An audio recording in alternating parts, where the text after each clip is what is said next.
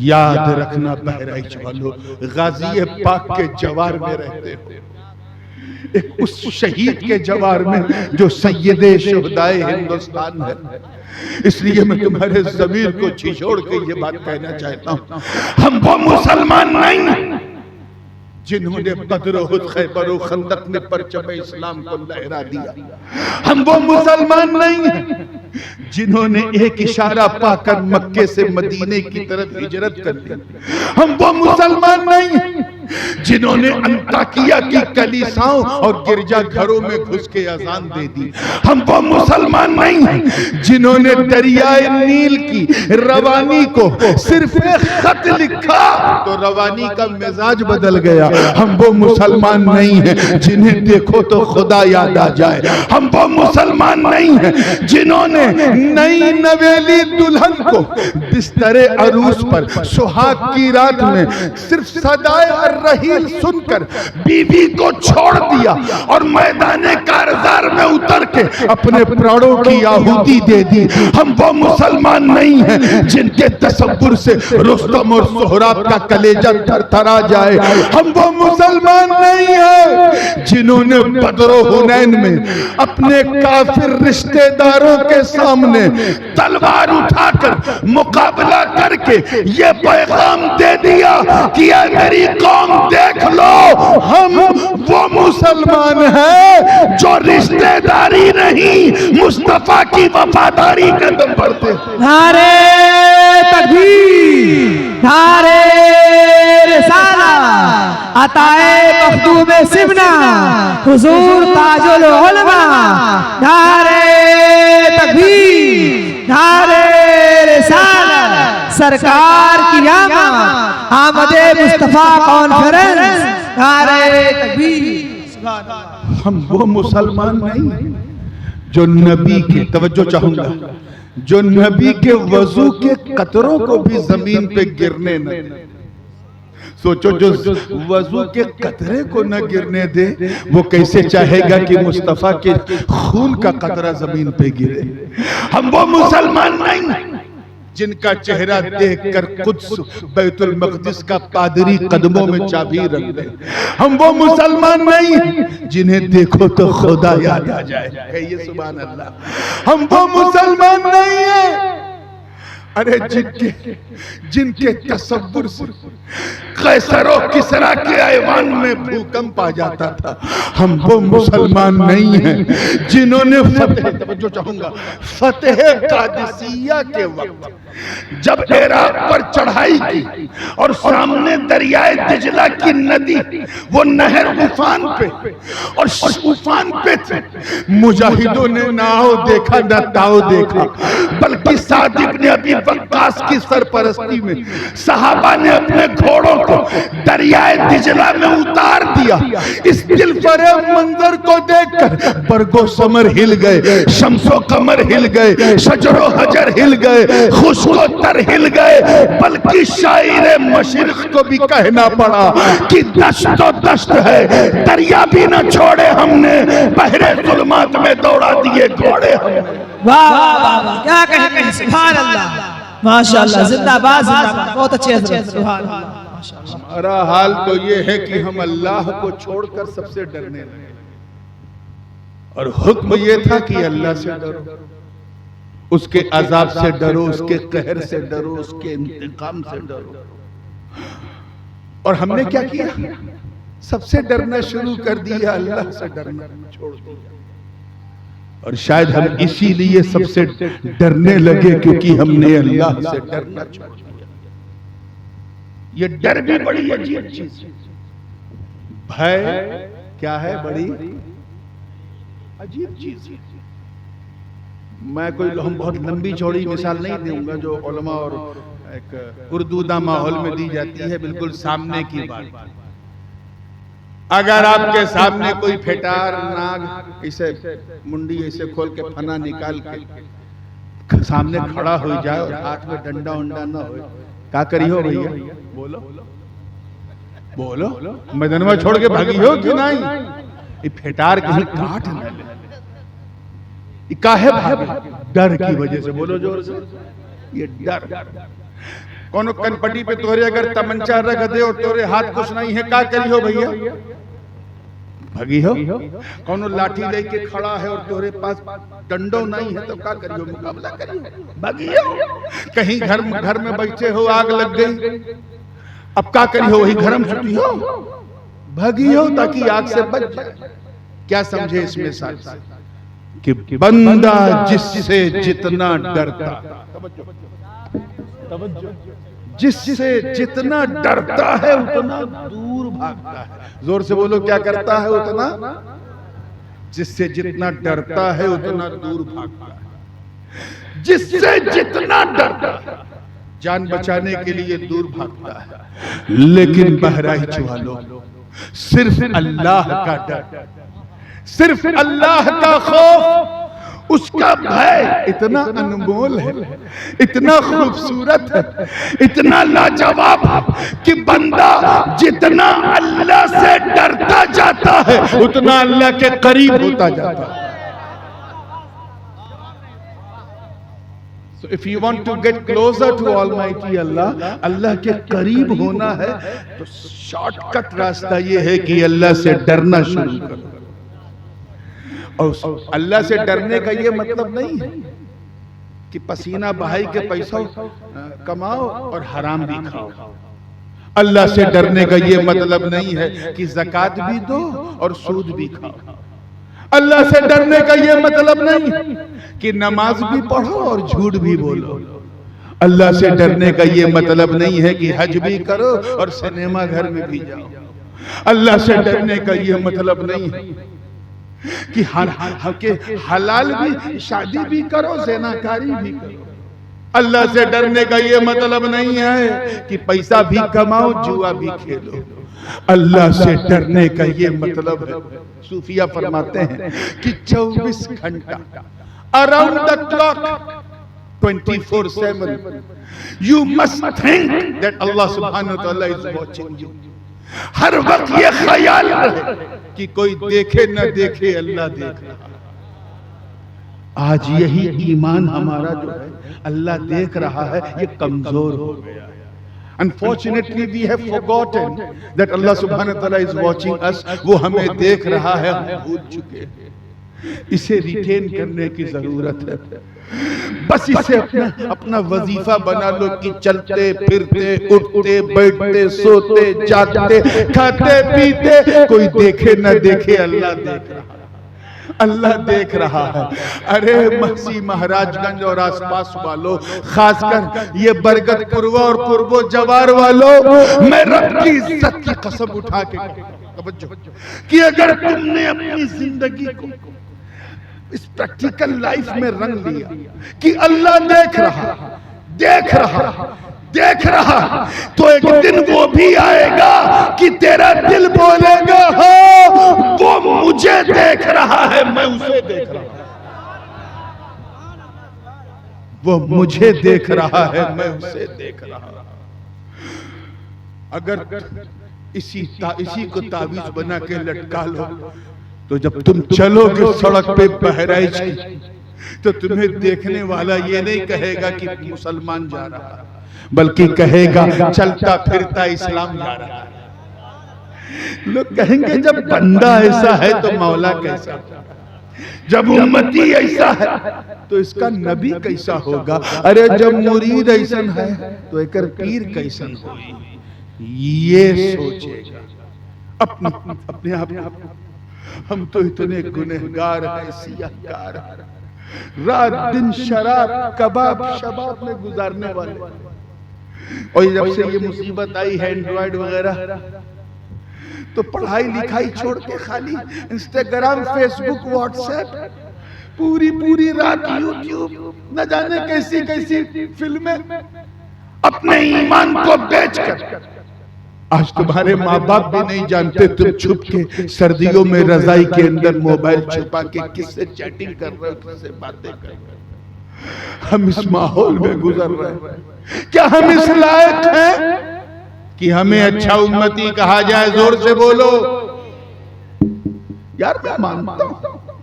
میں مانتا ہوں کہ حضرت آدم علیہ السلام کی امت کوئی خاص نہیں تھی، مگر یار کچھ تو تھے جو ان کی صفوت کی ناز برداری کرتے تھے. اللہ نے ان اچھوں کو بھی خیر امت کا تاج نہیں پہنایا. خیر امت یعنی اچھی امت. حضرت نوح علیہ السلام کی امت بڑی گھٹیا تھی, بہت بیکار تھی. لیکن یار کچھ تھے کہ نہیں جو ان کی ناؤں میں بیٹھے تھے, کشتی میں. اللہ نے ان اچھوں کو بھی خیر امت کا تاج نہیں پہنایا. جو رہے جملہ ضائع نہ ہو اللہ کے واسطے. میں مانتا ہوں کہ حضرت داؤد و سلیمان کی امت بھی کوئی بہت آئیڈیل نہیں تھی, مگر یار کچھ تو تھے جو حضرت داؤد کی قوت پہ ناز کرتے تھے, سلیمان کے تخت پہ ناز کرتے تھے. اللہ نے ان اچھوں کو بھی خیر امت نہیں کہا. راز کیا ہے؟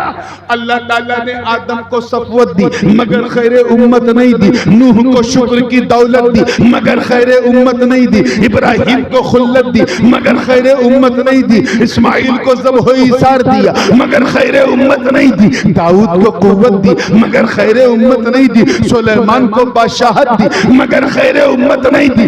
زکریا کو بشارت دی مگر خیر امت نہیں دی.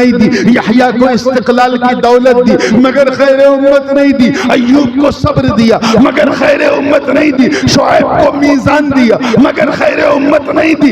میرے رب نے یعقوب کو استقامت دی مگر خیر امت نہیں دی. یوسف کو حسن و جمال دیا مگر خیر امت نہیں دی.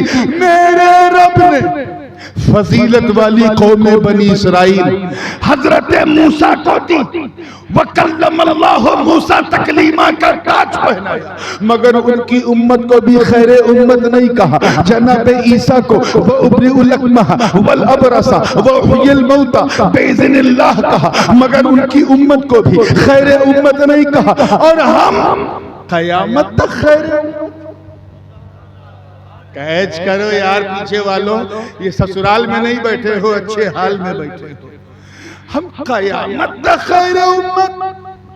یار میں مانتا ہوں کہ اب ہمارے درمیان اب وہ چہرے نہیں ہیں جن چہروں کو دیکھ کر اللہ نے ہمیں خیر امت کا تاج پہنایا, لیکن ٹائٹل تو قیامت تک. جملہ ضائع نہ, ٹائٹل جو ہے یہ کب تک ہے؟ یعنی تم ایسی امت ہو کہ صبح قیامت تک تم جیسی اچھی امت نہیں ہوگی. یا اللہ معاملہ کیا ہے, راز کیا ہے؟ تو میں اسی خیال میں الجھا تھا. رہنمائی ہوئی, آواز آئی, کہا سن تو امت کو دیکھ رہا ہے اس لیے تجھے جواب نہیں ملتا. نادان, امت کو نہ دیکھ, نبی کو دیکھ. اور زور سے بولو, ذرا اور زور سے بولو. کیا آواز آئی؟ امت کو نہ دیکھ, کسے دیکھ؟ نبی. توجہ چاہوں گا اگلے جملے پہ, نبی کو دیکھ. کہا سن, جس طرح میرا نبی گروہ انبیاء میں سب سے افضل و اعلیٰ اور مہان ہے, اسی طرح ان کی امت بھی تمام امتوں میں افضل و اعلیٰ اور مہان. سبحان اللہ, ماشاءاللہ, بہت بڑھیا حضرت, کیا کہنے ہیں. تبھی زندہ باد حضرت اعلیٰ حضرت عظیم البرکت, امام عشق و محبت, دریائے رحمت, کنز الکرامت, جبل الاستقامت, حقانیت کی شان, سنیوں کی جان, احمد رضا خان علیہ الرحمت والرضوان نے پوری مستی میں جھوم کے یہی تو کہا تھا کہ سب سے اولا وہ اعلیٰ ہمارا نبی, سب سے بالا وہ اعلیٰ ہمارا نبی. نعرے تکبیر, نعرے رسالت, مسلک اعلیٰ حضرت, کلام اعلیٰ حضرت, آمد مصطفیٰ کانفرنس, حضور تاج العلماء. نعرے تکبیر, نعرے رسالت. بڑی تیزی سے میں فائنل موو کی طرف لے جانے کی کوشش کر رہا ہوں, جملہ ضائع نہ ہو. میں سمجھتا ہوں ان لوگوں کی غلط فہمی دور ہو گئی ہوگی جو یہ سوچتے ہوں گے کہ ہم اس لیے اچھی امت ہیں کیونکہ ہم لوگ شہر شہر, نگر نگر, گلی گلی, گاؤں گاؤں جا کر کاؤں کاؤں کرتے ہیں. ان سے کہنا ملا جی ہم اس لیے اچھے نہیں ہیں, ہم اس لیے اچھے ہیں کیونکہ ہمارے مصطفیٰ اچھے ہیں. ہم اس لیے بے مثال ہیں کیونکہ ہمارے آقا بے مثال ہیں. ہم اس لیے لاجواب ہیں کیونکہ ہمارے آقا لاجواب ہیں، ہم اس لیے میچلس کیونکہ ہمارے آقا میچلس ہیں۔ نبی کی نسبت کا فیض دیکھ جماعت میں، نبی کے ابو بکر جیسا کسی نبی کا صحابی نہیں، نبی کے علی کے جیسا کسی نبی کا صحابی نہیں، نبی کے فاروق جیسا کسی نبی کا صحابی نہیں۔ نسبت مل جائے تو نبی کی بیویوں کا یہ عالم ہے کہ قرآن کہے یا نساء النبی لستن کاحد من النساء، اے نبی کی عورتیں تم جیسی عورتیں دنیا میں نہیں۔ تو جب نبی کی عورتوں جیسی دنیا میں کوئی عورت نہیں، نبی کے صحابہ جیسے دنیا میں کسی نبی کے صحابہ نہیں، تو نبی کی اہل بیت جیسی بھی کسی نبی کے گھر والے نہیں، اور نبی کی امت جیسی بھی کسی کی امت نہیں۔ ارے جس امت کی پہلی صدی میں حسنین کریمین جیسے لالو گوہر ہو، دوسری صدی ہجری میں امام اعظم جیسا فقیہ ہو، تیسری صدی ہجری میں حضرت ابو عیسیٰ المرعشی ہو، چوتھی صدی ہجری میں بدیع الدین ہو، پانچویں صدی ہجری میں غوث اعظم ہو، چھٹی صدی ہجری میں غریب نواز ہو، ساتویں صدی ہجری میں محبوب الہی ہو، آٹھویں صدی ہجری میں مخدوم سمنانی ہو، 9ویں صدی ہجری میں خواجہ باقی باللہ ہو، 10ویں صدی ہجری میں مجدد الفیسانی ہو، 11ویں صدی ہجری میں عبدالحق محدث دہلوی ہو، 12ویں صدی ہجری میں شاہ فضل حق خیر آبادی ہو، 13ویں صدی ہجری میں شاہ رسول احمدی ہو، اور 14ویں صدی ہجری میں امام محمد رضا جیسی ذات ہو۔ وہ امت اچھی نہیں تو نعرہ تکبیر، نعرہ رسالت، مسلک اعلی حضرت، زندہ باد زندہ باد۔ کیا کہیے ماشاءاللہ، بہت بڑھیا، سبحان اللہ۔ کلیئر ہوئے گا بھئییا؟ اگر وہاں بڑھی نیند تو نہیں آوت ہے۔ اچھا جے کی آوت ہے ہاتھ اٹھائے کے بتا، اتنے لوگوں کو نیند آ رہی، ہم پوچھے رہے جے کے نیند آوت ہی وہ ہاتھ اٹھائے کے بتا۔